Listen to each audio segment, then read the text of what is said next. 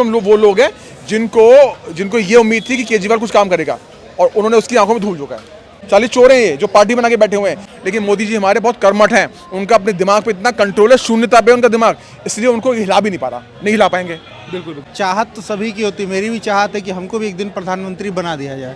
बेरोजगारी की समस्या को सॉल्व करने के लिए पूरे देश में एक नई पार्टी बनानी पड़ेगी, जिसमें सिर्फ और सिर्फ हाईली एजुकेटेड लोगों को ही पार्टी में सदस्यता मिलेगा। नमस्कार, आप देख रहे हैं दिल्ली क्राइम मोर्चा सच अब तक। मैं राजेश पारिक, इस वक्त मैं मौजूद हूँ राजीव चौक दिल्ली के अंदर। सर पहले तो अपना नाम बताइए। कार्तिकेय। बहुत बहुत धन्यवाद सर हमारे साथ जुड़ने के लिए। 2024 के अंदर लोकसभा के चुनाव आ रहे हैं, सारी पार्टियां अपना अपना जोर लगा रही है। कौन पार्टी दोबारा पीएम के पद पे दोबारा जाएगी? देखिए, जिसने काम किया होगा उसी को पद पे लेके आया जाएगा, जिसने काम नहीं किया उसको हम बिल्कुल लेके नहीं आएंगे। तो मोदी जी ने काम किया है 9 सालों में, 7 साल बोलने वाला था कि 2 साल हमारे कोरोना के आगे, इसलिए मैं 7 साल बोल रहा हूँ। इन 7 सालों में जो पीएम मोदी ने काम किया है तो उसके बिहाफ पे हम उनको लेके आएंगे जी, सीधी सी बात है। तो मोदी जी आएंगे और कोई नहीं आने वाले। अच्छा, ऐसा क्या हुआ है दिल्ली में कि 2 बार होगी लगातार बीजेपी अपना परचम नहीं लहरा पा रही? देखो, दिल्ली में क्या था कि जब ये केजरीवाल आने वाला था ना, तो केजरीवाल ने एक लहर फैला दी कि हम फ्री वाईफाई देंगे, फ्री वाईफाई देंगे। उन्होंने करोड़ों रुपए खर्च कर दिए उसके ऊपर। वो प्रॉपर तरीके से वाईफाई दे भी नहीं पाए, हर जगह पे कहीं वाईफाई प्रॉपर तरीके से नहीं है। तो कभी कभी ऐसा होता है कि पब्लिक को क्या चाहिए, मुफ्त में चाहिए। उन्होंने पब्लिक ने वाईफाई के चक्कर में आम आदमी पार्टी को हाँ वाईफाई है, फ्री बिजली है और ये फ्री चलना होगा, फ्री के चक्कर में पब्लिक ने दे दिया। अब क्या हुआ, पूरा देश है, उन्होंने कहा था कि हम क्या बनाएंगे, उसको पेरिस बनाएंगे, वो बना दिया वेनिस। लेकिन मैं केजरीवाल साहब को धन्यवाद देना चाहूँगा। धन्यवाद केजरीवाल साहब, आपने मुझे मेरा सालों का सपना पूरा कर दिया। मुझे बोट खरीदनी थी, अब मैंने बोट ले लिया है और मेरा खर्चा बचा दिया। 10,000 रुपये लगते थे मेरे वहाँ रिवर राफ्टिंग करने के। मैं रिवर राफ्टिंग हर साल यहीं करूँगा, क्योंकि काम ही नहीं किया उन्होंने। हर जगह जलमग्न होगी दिल्ली। तो दिल्ली की जनता ने उसे वोट लालच के चक्कर में दिया, ठीक है, फ्री के चक्कर में दिया। और ये लोग कौन लोग हैं, ये मैक्सिमम लोग वो लोग हैं जिनको ये उम्मीद थी कि केजरीवाल कुछ काम करेगा और उन्होंने उसकी आंखों में धूल झोंका है। सर सारी पार्टियां हैं वो एक साथ आ गई है टोटल, और मोदी जी अकेले रह गए हैं। क्या ऐसा होगा दोबारा मोदी जी फिर भी अकेले होके भी और दोबारा प्रधानमंत्री बनेंगे? देखो, ऐसा होता है कि चप्पलों की माला होती है ना, टूटी चप्पलों की माला। ये टूटी चप्पलों की माला मतलब ये 26 लोग गठबंधन है। हर आदमी बेल पे बाहर है, किसी पे कोई केस डला हुआ, किसी का कोई मंत्री जेल के अंदर है, किसी की माँ बेल पे बाहर है, किसी का बेटा बेल पे बाहर है। मुलायम सिंह के बेटे के ऊपर आरोप है मुजफ्फरपुर में दंगे को छोड़ने के लिए। उसके अलावा घोटालों के लिए ममता बनर्जी, उनके ऊपर आरोप है। आपके ये केजरीवाल, इनके ऊपर आरोप है, इनके सारे नेताओं पे आरोप है। उसके बाद चले जाइए आप राजस्थान में आरोप है। आप केरला चले जाइए, केरला में जो उनके मंत्री हैं उन पे आरोप है, कर्नाटक में। तो ये आरोपित पार्टी है पूरी।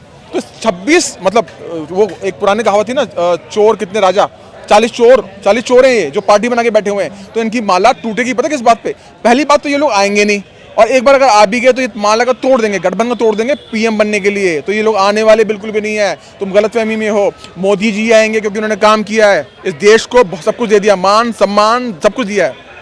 सर सारी पार्टियां एकजुट होके वो कहते हैं जी कि हम अब की बार मोदी जी को नहीं आने देंगे। इसका क्या कारण है? इसका कारण ये है कि जैसे आप स्कूल पे गए होंगे साहब, कॉलेज भी गए होंगे, ठीक है, ये सब भी स्कूल कॉलेज गए होंगे।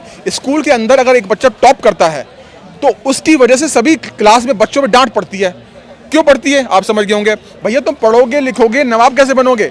तो मोदी जी ने टॉप किया है तो ये उनसे चिढ़ रहे हैं। तो इसी वजह से चाहते हैं कि बच्चा स्कूल से बाहर निकल जाए, या तो हम इसे मरवा दें या इसके ऊपर लांछन लगा दें, कुछ ना कुछ आरोप लगाएं ताकि इसकी बेइज्जती हो और ये पढ़ ना पाए। लेकिन मोदी जी हमारे बहुत कर्मठ हैं, उनका अपने दिमाग पे इतना कंट्रोल है, शून्यता पे उनका दिमाग, इसलिए उनको हिला भी नहीं पा रहा, नहीं हिला पाएंगे। बिल्कुल बिल्कुल। चलो इस मुद्दे में दोबारा आता हूँ आपके पास। सर नाम बताइए। मेरा नाम विवेक है। 2024 में एमपी के चुनाव होने वाले हैं, प्रधानमंत्री पद पे आप किसको देख रहे हैं दोबारा?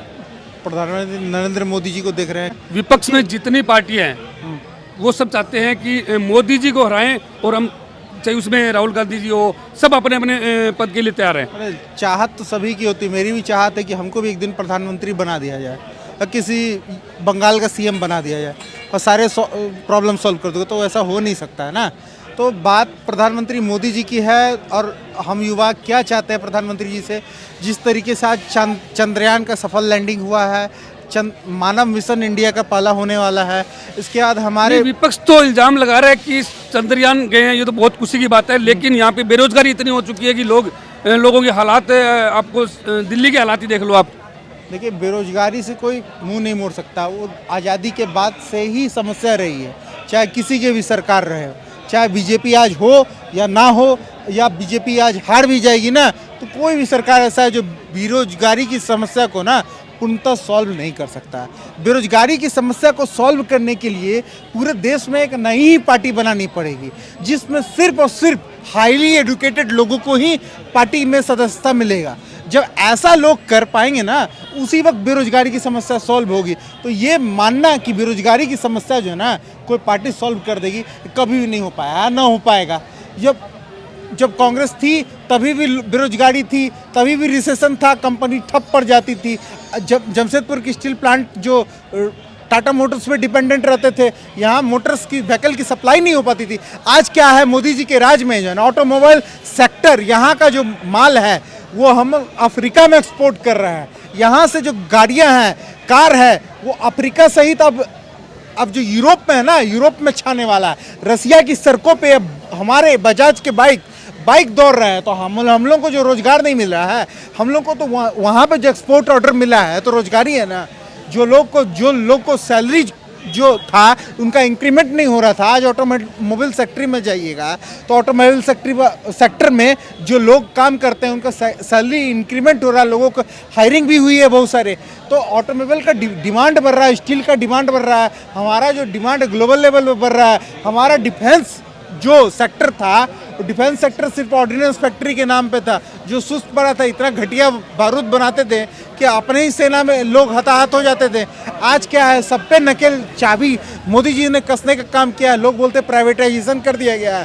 प्राइवेटाइजेशन क्या किया गया? प्राइवेटाइजेशन वैसे संस्थानों का किया गया है जो बहुत ही अत्यंत ही अवस्था इतना खराब हो गया था, जिसको ठीक करने में मोदी जी को सालों लग सकता था, जिसको सुधारने में सालों लग सकता था, वैसे को प्राइवेटाइजेशन कर दिया गया। आज रेलवे में प्राइवेटाइजेशन किया गया है तो उसका फायदा लोगों को दिख रहा है। क्या फायदा है कि आज ऐसे रेल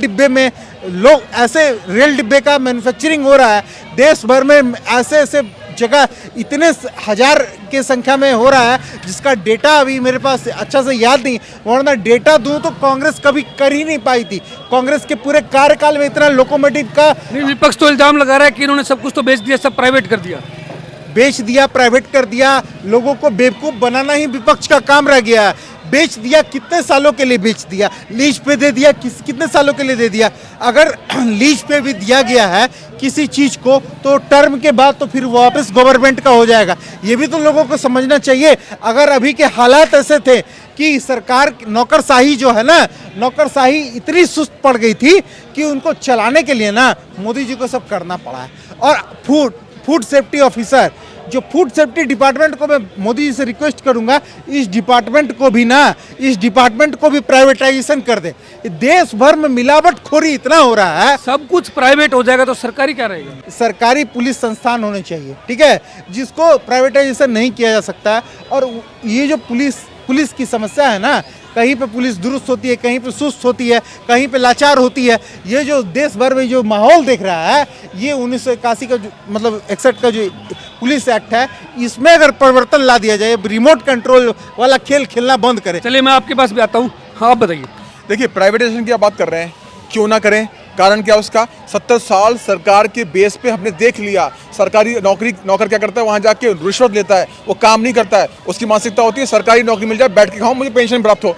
आप देखिए कितनी बड़े विजन है मोदी जी का। उन्होंने प्राइवेटाइजेशन क्यों किया? ताकि आम आदमी को भी नौकरी मिले। भाई साहब, आप समझ तो नहीं रहे? अगर एक सरकारी प्लेटफॉर्म को ठेका किसी प्राइवेट आदमी को दे दिया गया है तो क्यों दिया है? ताकि ये भाई साहब वहाँ कुछ काम कर सकें, कुछ नौकरी कर सकें। तो कितना बड़ा विजन लेके चल रहे हैं मोदी जी। और अगर 70 साल में सरकारी से ही सब कुछ होने वाला था, क्यों डेवलपमेंट नहीं कर पाए तुम लोग?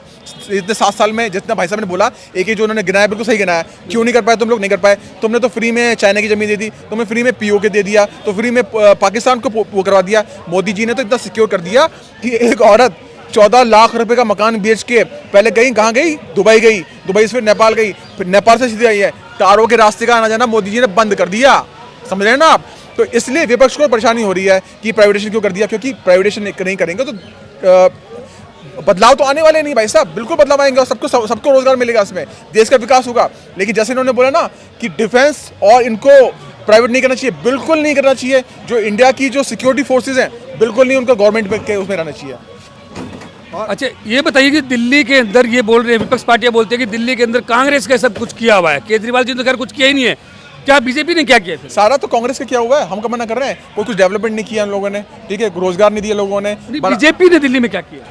बीजेपी एमपी में तो यही है ना। हाँ, एमपी में है तो ये गौतम गंभीर जो माननीय सांसद हैं, वो अपने प्रखंड में जो है वो जो वेस्ट का कूड़ा का पहाड़ लग जाया जाता था, उसको मिनिमाइजेशन के लिए उसका वहाँ पे प्लांट लगाया गया है। उस वहाँ से जितने भी कूड़े हैं वो सब सेपरेट होकर के उस सबको मिनिमाइज किया जा रहा है, यानी उसको वेस्ट मैनेजमेंट के अंतर्गत में ला करके यहाँ कूड़ा का जो पहाड़ लग गया था उनके क्षेत्र में प्रखंड में वो मशीन लगवाए हैं। सर वो कैसे कर रहे हैं? एमसीडी तो केजरीवाल जी के, तो वो कैसे कर रहे हैं? देखिए क्या एक एमपी के पास पावर नहीं होता है? एमपी के पास पावर है, मान ली बात है। हाँ, तो लेकिन जब एमसीडी केजरीवाल जी के, तो ये कैसे कर रहे हैं? एमसीडी भले केजरीवाल की हो, लेकिन वो जो फैक्ट्री लगी है उनके प्रखंड में एक जगह बना करके ये सिर्फ और सिर्फ वो बोले भी थे, गौतम गंभीर जी ने ऐसा कहा था कि ऐसा करेंगे, ऐसा किया। अच्छा, मैं अभी आपको दिल्ली के हालात के बारे में बता देता हूँ। फिलहाल जो है एमसीडी में केजरीवाल जी है, सरकार भी इन्हीं की है, और हालात ये हैं कि लगभग दिल्ली के अंदर 70% जगह 70% इलाकों में पानी नहीं है।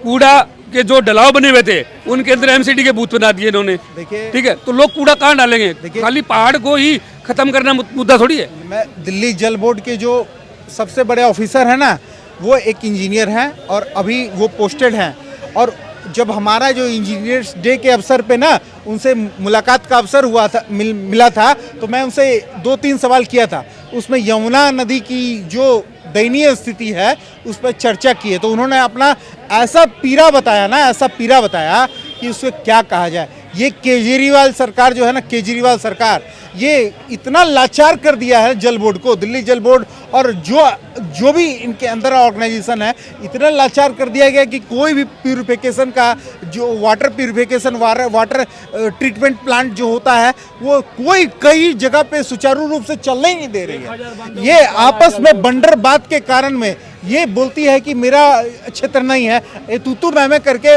मैं तू कर करके ये जो लड़ाई कर रही है ना, इससे दिल्ली की जनता को नुकसान हो रहा है। ये फ्री की सेवा दे करके ये जो वोट का समीकरण बनाती है ना, ये पहले तो मुल्लों को जो मौलवियों हैं उनको सेटिंग करके वोट बैंक पूरा अपने मुट्ठी में कर लिए हैं, है ना। तो अब वो मुट्ठी में करने के बाद में ये फ्री की स्कीम चलाया है, जिससे बहुत से लोग जो है बट करके आ जाते हैं। तो ये इस तरीके से दिल्ली में राजनीति कर रहे हैं। देखिए, पूर्ण रूप से जब तक बीजेपी यहाँ पर नहीं आएगी, आप मिक्स वेजिटेबल में पनीर नहीं ढूंढ सकते। क्यों? क्योंकि 2 सरकारें काम कर रही हैं, 2 सरकार में बीजेपी को काम करने दे नहीं रहा। वो कभी अनशन करता है, कभी बकवास करता है, कुछ बात करता है। पूर्ण रूप से जब पनीर की सब्जी बनेगी, जब बीजेपी यहाँ आएगी, तभी डेवलपमेंट होएगा। आप सवाल को कैसे पूछो, ऐसे पूछो या वैसे पूछो, बीजेपी जैसे यहाँ पर आ जाएगी, देखिए कैसे चकाचौंध हो जाएगा। क्योंकि मोदी जी का नाम खराब हो रहा है यहाँ पर, वो इतने कमजोर नहीं है कि अपनी इस जगह डेवलपमेंट नहीं करें, वो पूरे हिंदुस्तान का डेवलपमेंट कर रहे हैं। यहाँ क्यों नहीं कर पा रहे? क्योंकि यहाँ खजुद्दीन बैठा हुआ है, केजरीवाल बैठा हुआ है।